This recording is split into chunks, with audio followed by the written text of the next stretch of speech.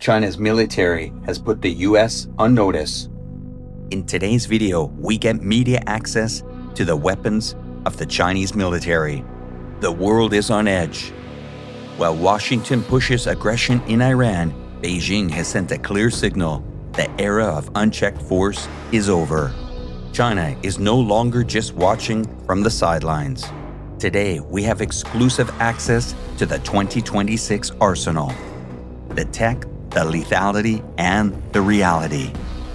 Nothing short of utter perfection would have been acceptable here. Every flex, every gesture, even their height, exactly matched. Tens of thousands marched to remember a world war where this country suffered so much. But under the eye of China's leading regime, looking back is clearly not the key point. The new axis of evil, as they're calling it, met in Beijing. So Xi Jinping put on a really big military parade to greet his partners in crime, Vladimir Putin and Kim Jong-un. He is there to project this image of strength, this image of a man in control, overthrow the status quo and challenge the US-led world order. And Xi Jinping, for the last 3 or 4 weeks, this Communist Party, this communist media is really going off the charts in terms of trying to intimidate us with their weaponry. What they're telling us is that they've got a bit of everything, that they can do the really big stuff, they can do the small stuff, and that they're ready to do it now. Welcome everyone to the 15th International Aviation Aerospace Exhibition here in Zhuhai, China. Since its debut in 1996, Airshow China has taken the world by storm, now ranking among the top 5 air shows globally. That's right. This year's show is the biggest and boldest yet, an unmissable event for aviation and aerospace enthusiasts. Let's go. Now I'm going to be highlighting a lot of interesting things, like the Chang'e lunar probe, the Long March rockets, and breakthrough UAV. And I'm going to take you on a bit of a tour. We have a special access today here. A lot of it has to do around the unmanned aerial vehicles.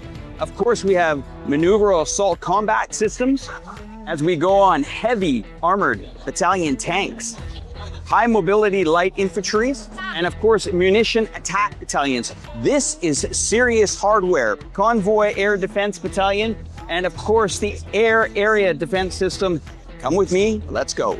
Spanning an incredible 13 exhibition halls across 120,000 square meters, the scale of this event is just epic, really. Now, don't go anywhere because the aerial displays are absolutely thrilling. We have our own film crew on hand for some exclusive footage.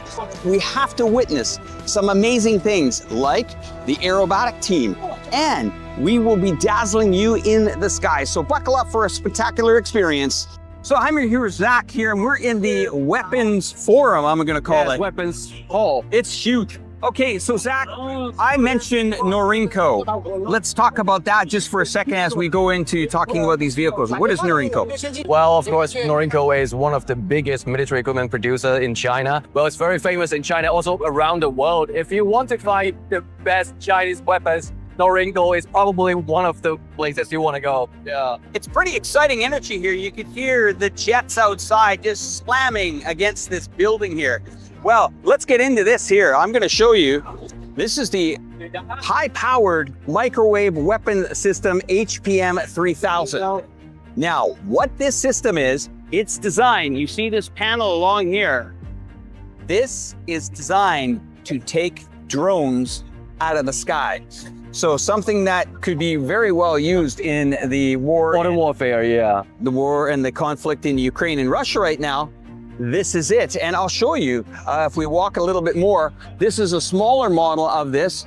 This is called the PLB625E microwave system here as well. And some of these are also equipped with guns on top. So we're gonna say that this is massive jammer. It's a massive jammer. Let's have a look at this here. This is a drone, the UAV damaged drone. You're gonna see that right there. Well, this is becoming like the future of warfare, the unmanned systems. So it's very important also to protect soldiers from little yet very lethal threats like this.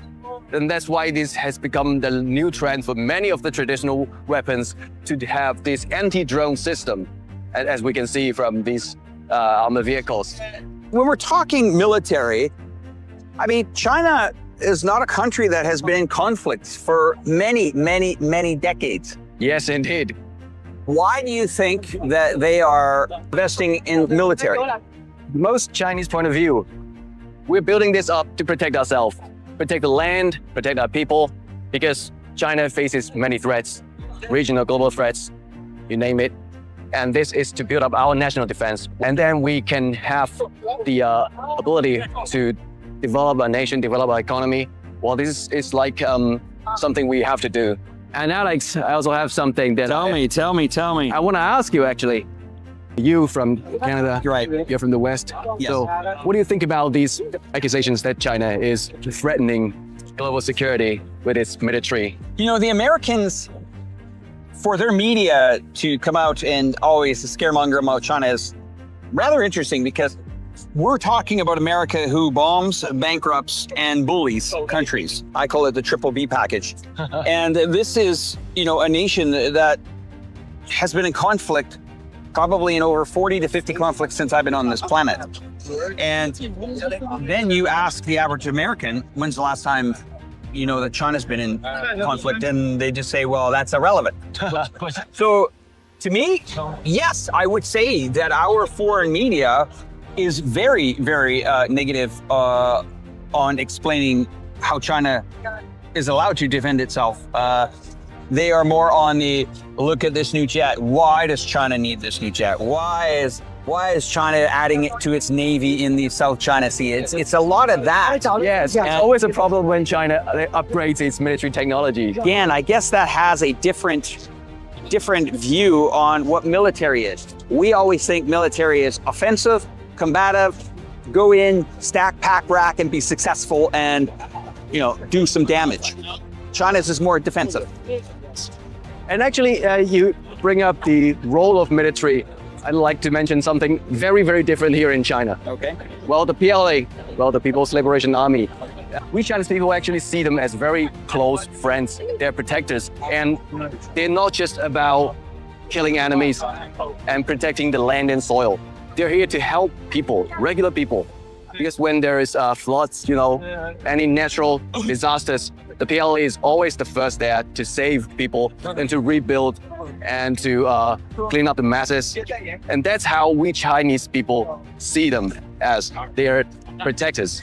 There's a lot to unpack here, so I'm trying to get around these as fast as possible. I'm standing in front of the Norinco Skydragon 150-30, I believe that is range on those rockets. More of that later. Now, this 6-day event is really awesome.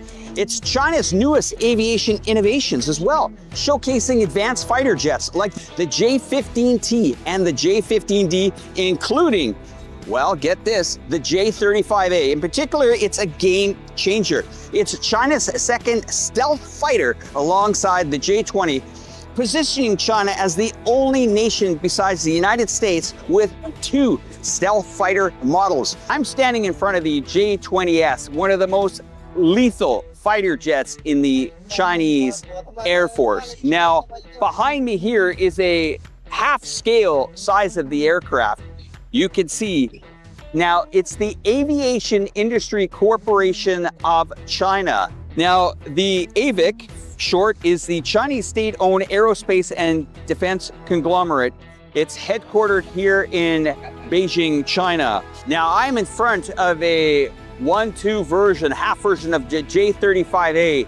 Key features include enhanced stealth, information, network integration, and intelligent capabilities. The J-35A is designed to adapt to advancements in technology, shifts in warfare involving threats driven by transformation of air combat mechanisms and advanced new technologies. It prioritizes information warfare in real time, collaborative operations, and multi-domain combat. The other thing that I want to mention about all the planes at the show here, even though this is declassified, it is almost impossible to get representatives to talk about these devices, because this is intellectual property at its most private. They simply will not talk about the specifics on camera. And now we're about to see the J-35A in the air. let's go. And I can just hear above me in the air is the J-35A. This is the game changer.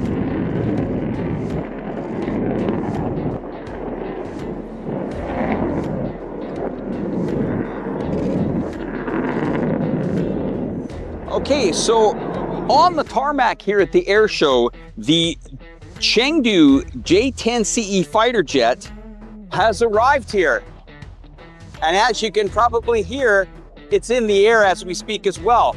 Now, this plane has been modified to use laser-guided bombs, both 250 kilograms, and also airborne dispenser bombs as well. So if you're in the Pakistan, or if you follow the Pakistan Air Force, you'll know all about this plane here. And the Pakistan military actually uses it. Since 2019, China has promoted the JC-10CE, and it was produced by Chengdu's Aerospace Corporation as an export-specific version. So pretty much this is China collaborating with other countries to sell an aircraft just like this. Today, I'm bringing in Scott Ritter to talk about the Zhuhai Air Show.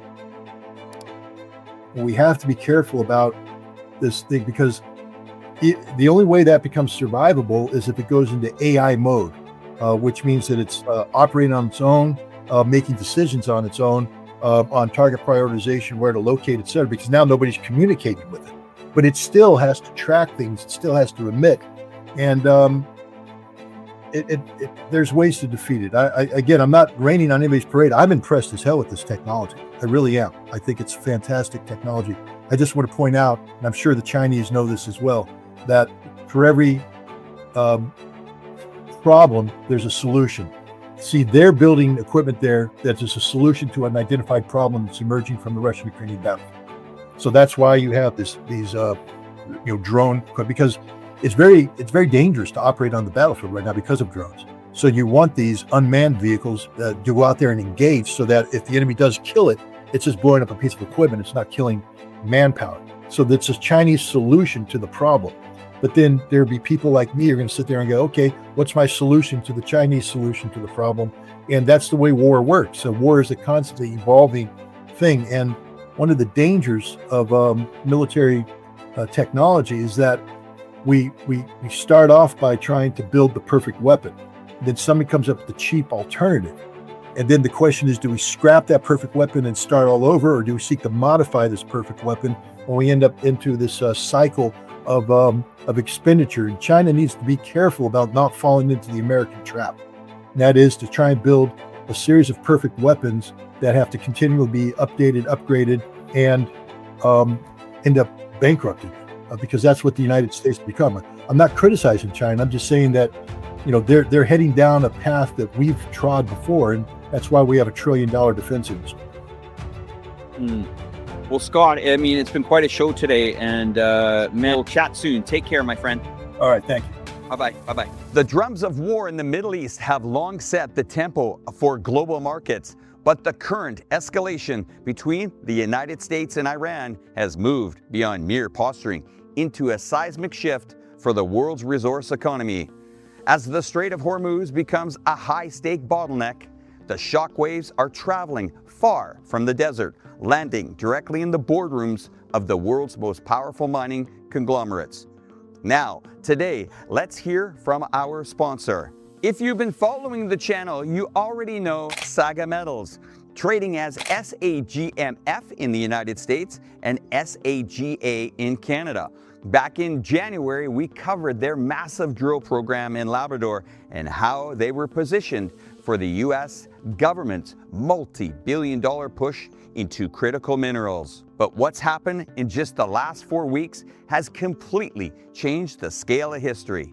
SAGA didn't just meet expectations, they delivered a 100% drill success rate across all 36 holes. And then came the headline move. They acquired a new titanium asset in the same district as the largest titanium mine in the world. Here's where it gets really interesting. They secured that ground ahead of Rio Tinto, one of the world's largest mining companies. When a $100+ billion giant is circling the same asset, that's the signal worth paying attention to. Now let's zoom out.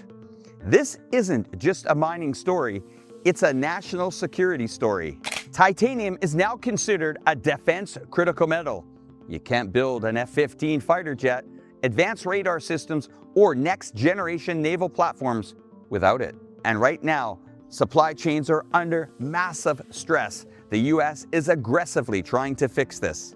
That's why the government has launched a massive initiative, including a reported $12 billion strategic stockpile plan, alongside tens of billions more aimed at accelerating domestic production and securing supply chains. You see, in this global economy, we see the capital, and it is moving. Policy is aligned, and the companies positioned in the right place at the right time stand to benefit the most. That is exactly where SAGA sits, at the intersection of geology, geopolitics, and government funding. The company, they're not standing still either. They're actively building out what could become a major North American titanium district, with the potential for one of the largest discoveries in the region.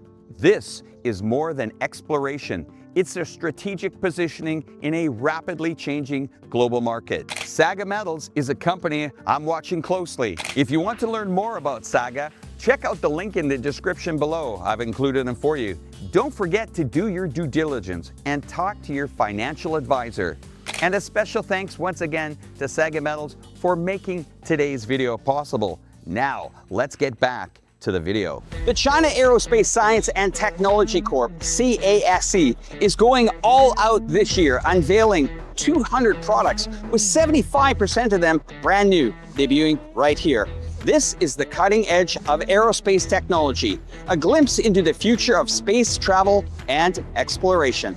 Can you imagine this Chang'e 6 lunar probe landed on the dark side of the moon? Fascinating, isn't it? Look at the beauty. And the encapsulation device for lunar samples right there.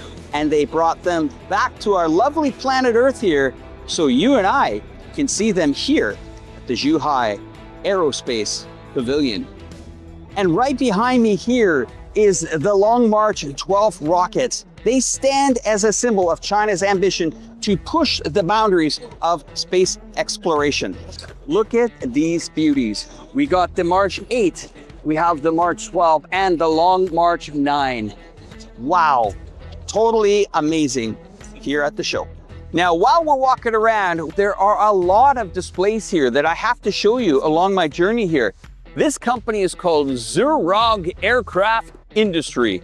Right behind me here is the eVTOL multicolor. It looks amazing anyway. It's 740 kilograms, has 2 seats, kilometer range 20 kilometers, cruising speed 75 kilometers, runs for about 20 minutes, takes about 5 minutes to battery swap here, and that is pretty cool. You know, something interesting is I'm seeing a lot of collaborations of companies here, and a lot of people that I've talked to already use a company called CATL, a battery that is used and very trusted throughout China. Well, another exciting item I've seen here, the Aerofugia AE200. I wonder where they get these names from. It weighs 500 kilograms. It has a range of 200 kilometers, and it's saying 248 kilometers an hour. That's pretty dang fast here. We can see here, it's battery powered. Look at that. That's a Zeekr charging station on the side of the plane here. Or plane, propeller. I'm not even sure what to call it. We can call it a helicopter. Anyway, we'll call it low altitude. It's another interesting item. Let's continue on. Okay, something else caught my eye here. The TD550. You can see rescue. That's right, rescue on the side here. Let's move around to the front of this here, and you can see how important this is to put out fires in very, very deadly areas. Just on their brochure, you can see a forest fire. Boy, this could have been used in the mountains years ago here in Chongqing. Okay, another item I saw here was the R6000. Its Lanying R6000 is a 6-ton tilt-rotor aircraft independently developed by United Aircraft, combining vertical takeoff and landing capabilities. It's absolutely amazing. Fast cruising altitude. There's something I learned about the Zhuhai show here in China. How many people are interested in an air show, interested in what their country is doing, interested in the military. This is amazing. Hundreds of thousands of people have come here over the last few days to enjoy a beautiful aerial display and a lot of things inside these halls behind me here. I have learned so much about the air show. It's been a real pleasure here in Zhuhai. And hey, overlooking a fantastic air show.